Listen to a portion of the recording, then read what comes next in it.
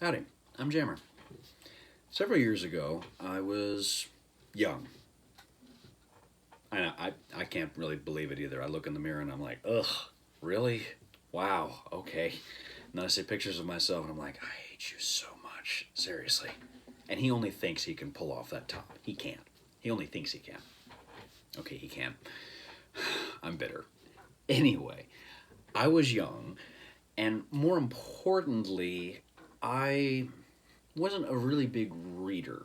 I could read tons of Calvin and Hobbes, but that was pretty much the only thing my parents could get me to read. And then Captain Underpants came, and then I could read that. But it was still hard for me to sit down and read books. And I distinctly remember it was about, I can't remember, I believe 2001, maybe year 2000, when a book came out. And it was a really important book and a really big book because it got a lot of controversy.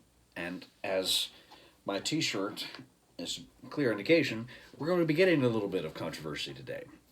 The book in question was, well, you've probably heard of it, Harry Potter and the Sorcerer's Stone.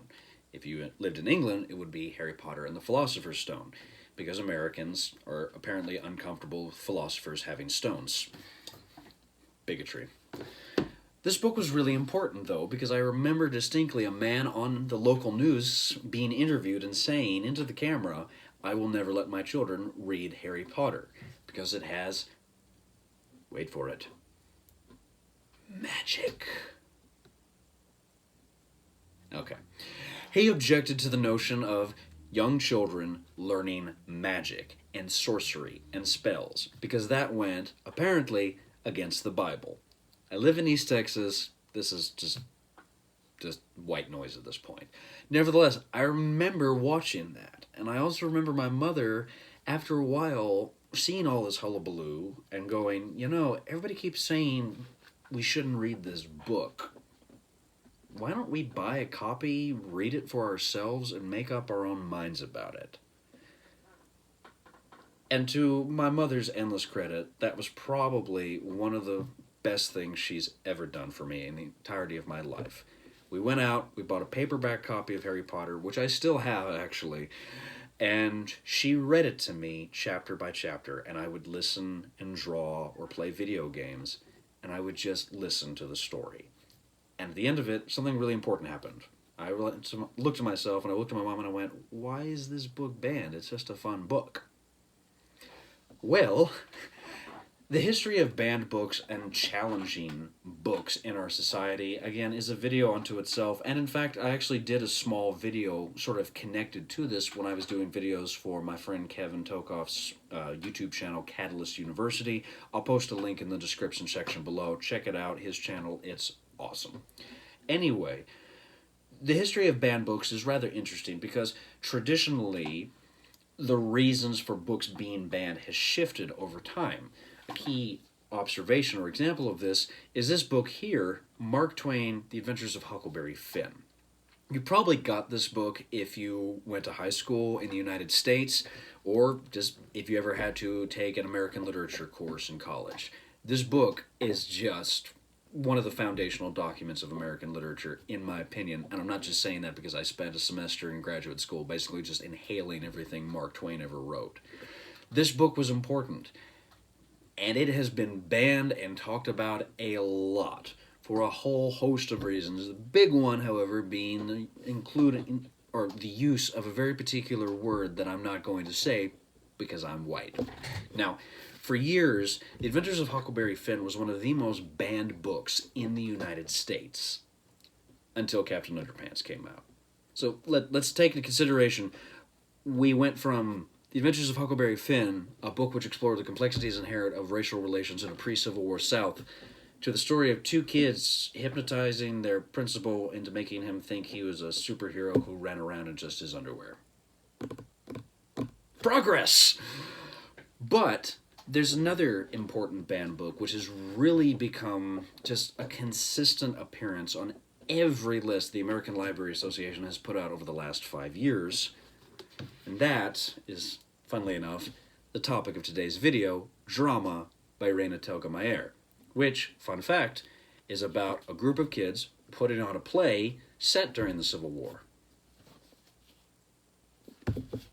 I see you, Miss Telgemier. I see you. And I see what you're doing.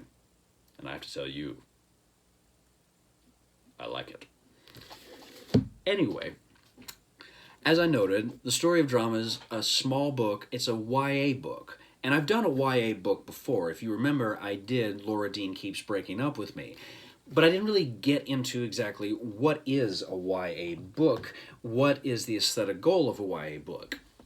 And I had to go to an outside source. You're going to see it glow up. That's because I'm using my iPad. Wow, my brightness is on really low. High. I had to go to a friend of mine, my supervisor at work actually, because she reads a lot of young adult fiction. She loves it. And so I asked her, how would you really describe it? And I'm just going to sort of paraphrase a lot of her words. And she told me, effectively, the main difference between children's lit and YA lit is who the book is written for. In the case of a lot of YA lit, the book is intended for ages 14 to 18, sometimes usually more 16 to 18, depending on the topic, whereas children's literature ages from age 0 to 14. Drama, as she noted, is kind of designed for middle grade, aka grades 8 to 12 years old, and YA can be 12 to 18, but usually see 14 as the base. Thank you, Aaliyah, so much. You're awesome. Endless love. So, yes, drama probably falls in that weird space between what some people would refer to as traditional YA literature and children's literature. And you can definitely see that in the tone, the language choices, the art styles, which I'm going to get into here in a bit. But very much so, this book is designed for younger readers. It's not really designed for an adult audience. Nevertheless, I read it, one, because it was part of the graphic novel book club that I'm a part of at Ground Zero Comics, and then I actually reread it again this year because when I read it the first time, I loved it. I thought it was sweet and adorable. Despite the choices of books that I pick on this video, I try to make sure to read at least 4 to 5 YA and young adult graphic novels a year. One, because it helps me at work when a kid walks up to the desk and goes, can you recommend a good book for me to read? And then also, 2, it just helps me sort of keep an eye of what are young kids being exposed to in terms of what comics are being made for them. I forgot how to talk there for a second. Anyway, I've read a fair number of Raina Telgemier's books. I actually really like them. Some of my immediate friends aren't as big a fan of her work, but you know what? Whatever. I think she's great. And we need to understand exactly what is it about this book which has sort of inspired so much ire and wrath and frustration from so many parents and concerned citizens groups about this book. So, what's drama about? Okay, what is drama about? So there's Callie, and she's like totally like a drama geek. Like she got taken to by her parents when she was 6 to see the movie Les Miserables, or excuse me, the play Les Miserables, and she just like totes fell in love with it.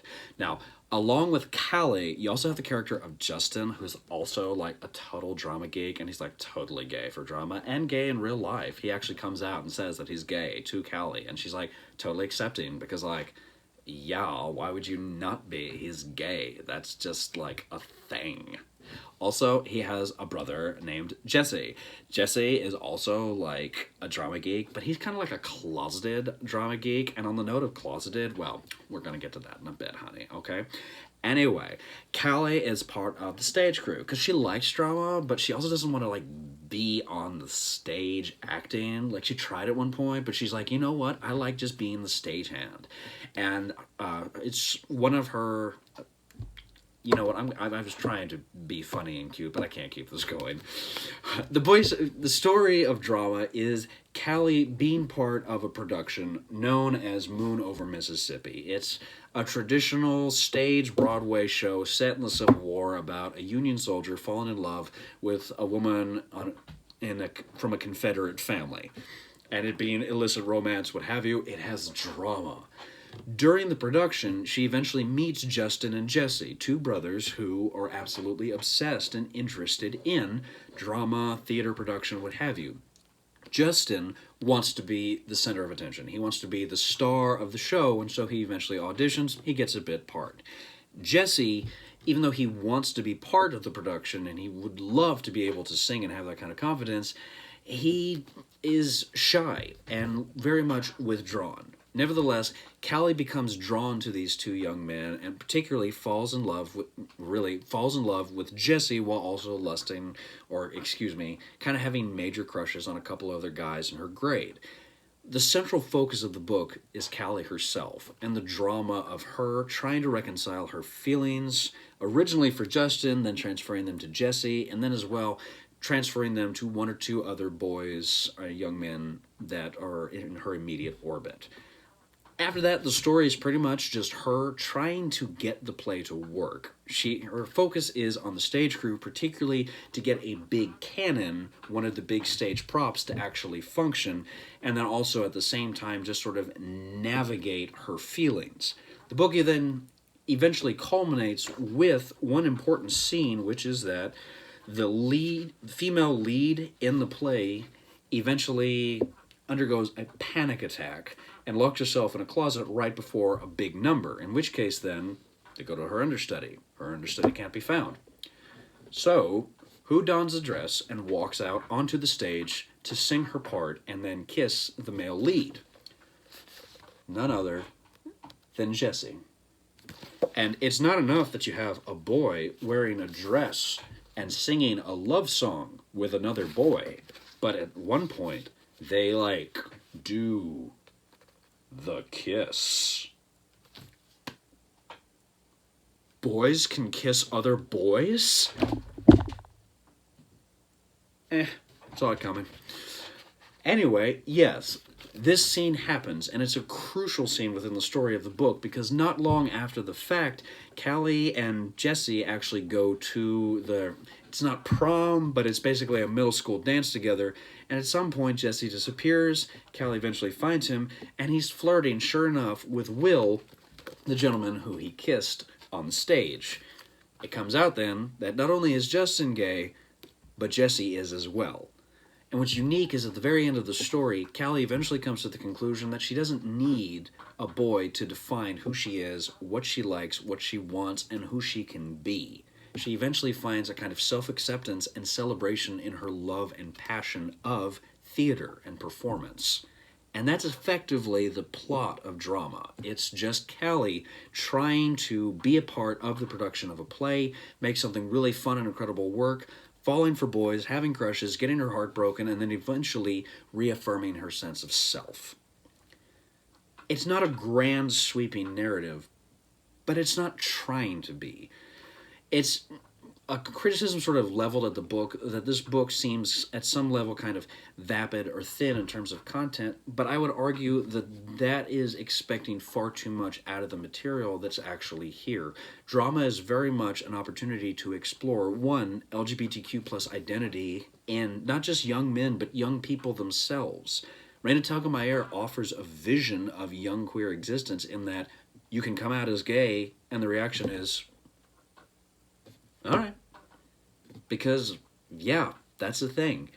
More importantly as well is it's ultimately a story about a young woman trying to navigate her sense of being, and how, while in the media there's tons of demonstrations of dramatic romances, in real life those romances don't always work out. And what's ultimately important is that you don't allow those failures to define oneself, or more importantly, to impact one's self-esteem. Drama is just a sweet little book, you know? It's not trying to do too much, but it's not trying to do too little either. It's about a young woman who loves the theater and wants to make the theater great. And every action in this story is ultimately about her trying to reaffirm that sense of self, purpose, and identity. So now comes the question. We know what this book is about. Sounds pretty good. Does it really offer anything to the medium of comics? We'll see. Okay, what is drama about? It's about a young woman who's trying to help her school theater department put on a play. That's what the story is ultimately about. Now, in terms of the medium, what exactly is Raina Telgemier doing? The answer is, honestly, not a lot. this book isn't really designed to challenge the reader or to sort of introduce the concept of experimenting or tinkering with the form and the presentation of the narrative. Again, because this book typically falls between the youth and young adult audience, what's really important is that Raina Telgemier is story driven. She's not so much medium driven. And while, again, I tend to be the kind of reader I want to see somebody playing with the form, I also understand that the content of this book being what it is, sometimes it's more important to just focus on a story. If you read any of Raina Telgemier's stories, it's very narrative driven. Whether it's Guts, Smile, Sisters, Ghosts, what have you, she wants to tell a story, and she wants to use the medium to tell said stories. Now, having said that, I think it is important to recognize that there are some occasional visual elements that I think are really interesting. For example, at one point, Callie and Jesse and Justin go to a bookstore, and Callie shows Jesse a book that she's absolutely obsessed with. It's a book all about theater productions, just basically all throughout history. And you see at first she's just opening the book and setting it on a table. They're supposed to be at like a Barnes and Noble or something like that. And at one point we see the setup of the characters are existing outside of the book, and then right here the characters have effectively landed on the book itself. So again, it's not necessarily a play with a medium overall, but it's definitely playing with the perspective. You'll also note as well is that as Callie begins to discuss her passion for the book, we see moving away from just sort of moment-to-moment sequences to then these long horizontal panels. This allows the reader, in this case a young child, to feel basically what the characters are feeling, which is a complete and total immersion in the love of theater and production and dramas. And on the note of that, Raina Telgemeier is really interesting in the fact that the book effectively kind of opens up the way a musical would. There's an overture, we see a conductor, and I was married to a woman who was part of a musical ensemble for years, and I've forgotten the words for it. Orchestra. Orchestra. Don't be mean, me. Anyway, and then also we then begin to observe in the other couple passages basically the opening of the play itself before the story here, portrayed by these three actors, becomes the actual story.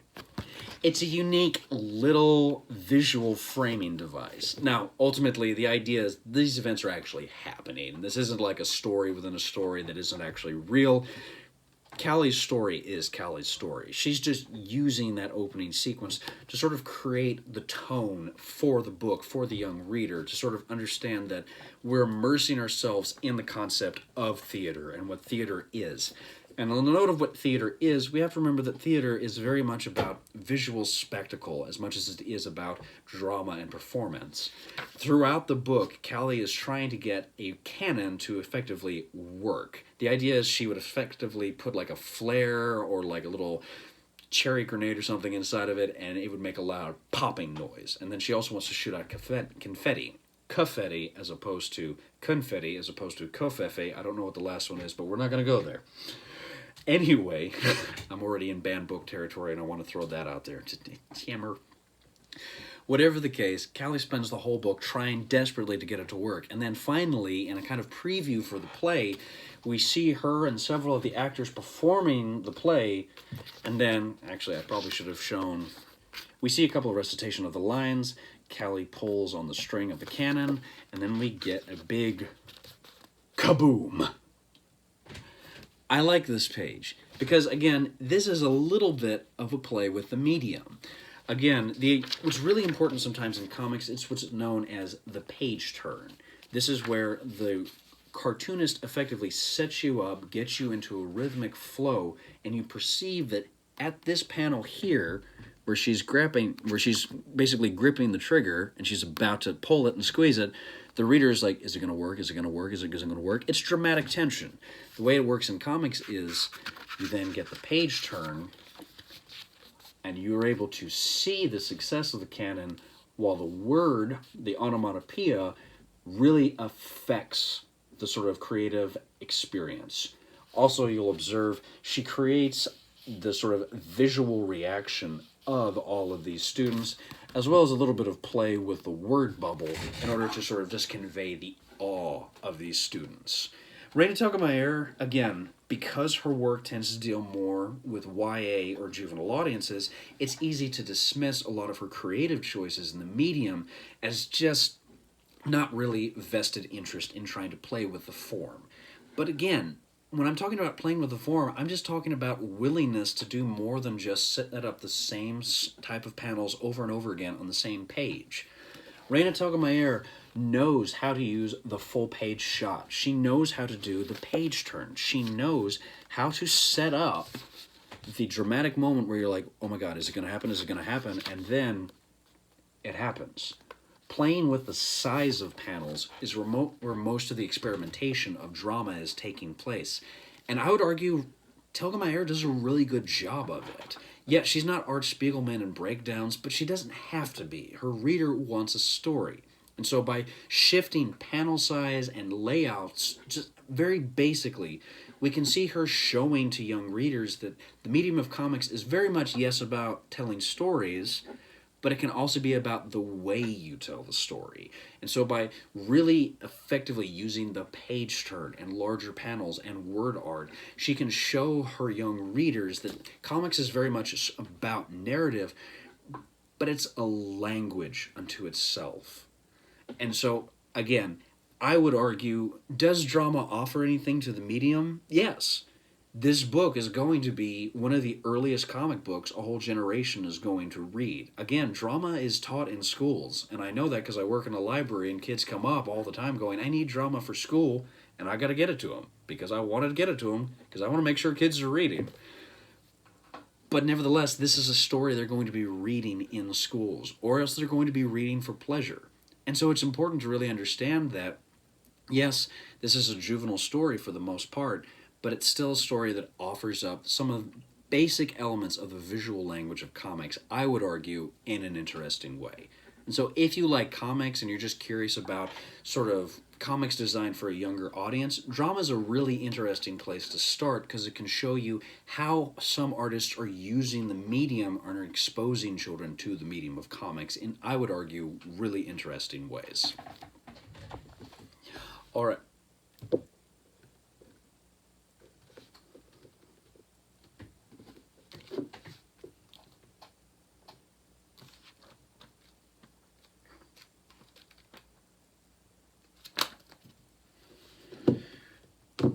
Don't think that fits with the theme going on here, but you know, whatever. Drama by Raina Telgemier. Just gonna put you right over. Yeah, there we go. So, like I observed, it's a banned book, predominantly because of the LGBTQ plus presentation of these young characters. They're gay. They're unapologetically gay, and more importantly, the fact that they're gay is a side note to the story until it becomes the central focus when, you know, Jesse eventually kisses a boy on stage. Then it becomes the center again, but then it just kind of fades off to the side. For my own part, when we read this book in group, I noted that as a pansexual man who struggled with his sexuality for years, I really wish a book like Drama had been around when I was a kid. I really do. I can't say that the young man that I was would have read it, but maybe I would have. And maybe I would have come to the realization that kissing boys or being attracted to boys or, you know, as you grow up being attracted to other men is okay and not a big deal. Nevertheless, consistently, drama has been banned. And I think just about every year for the last 5 years, drama has consistently made the list. Now, it's steadily falling lower and lower in the top 10 every year, but it continues to be so because children's literature is a highly contested space in terms of the public eye because of the fact that more and more LGBTQ plus authors or LGBTQ plus allies are writing works in which queer people are present and a fundamental part of the world in reality. And so in that respect, drama is worth your time. But then also just in terms of somebody who loves comics, like yours truly, I love drama, and I'm going to reread Drama at some point because it's a sweet story and it's a nice little book that introduces a new generation of kids to the concept of comics and introduces them to the idea that, hey, you can tell any kind of a story in comics, and you have a lot of interesting visual language cues to work off of. Drama doesn't play and experiment that much with the medium, but it doesn't necessarily have to. A book like this is more designed to introduce kids to how to read a comic book and to more get accustomed to the idea that you can explore a wide variety of themes in a comic book. So is drama worth your time? Yeah, absolutely. And if nothing else, it keeps getting on the banned book list. If somebody tells you don't read a book, say fuck you and go read a book. Yeah, I'm going to end it there. That's a good one. Okay. Thank you for watching. I really appreciate it. I know this is not the usual type of material that we cover on this channel, and I still have a Robert Crumb book to get to at some point, and I'm pretty sure the next one's going to be about abortion. Ooh. We'll have to wait and see. But thank you nevertheless for watching. As always, please like, share, and subscribe. It helps me help you, because then I know you're actually watching and enjoying this, and then I keep making videos. And again, if you have an opinion about drama, or if you have any YA comic suggestions or young adult comic children's comic suggestions, please mention it in the comments section. I love reading comics. I don't care if it's YA, children's, adult, what have you. Please comment. I would love to hear what you have to think. Again, if you're wanting to pick up a copy of Drama, I guarantee you your local public library probably has a copy of it. It's a really popular book. If they don't have it by some miracle, check out their interlibrary loan program. Likewise, your local comic book shop, depending on the way the shop is run, some comic book shops are very much more adult-oriented. But if yours is anything like mine, a lot of them are very family-friendly places, and they will have tons of Raina Telgemier books because they sell. So, if you can't find it at your comic book shop, pop in, ask them to pick up a copy. If they can order you a copy, I guarantee you it's worth your time. And as always, thank you so much for watching. I really appreciate it. Go read some comics.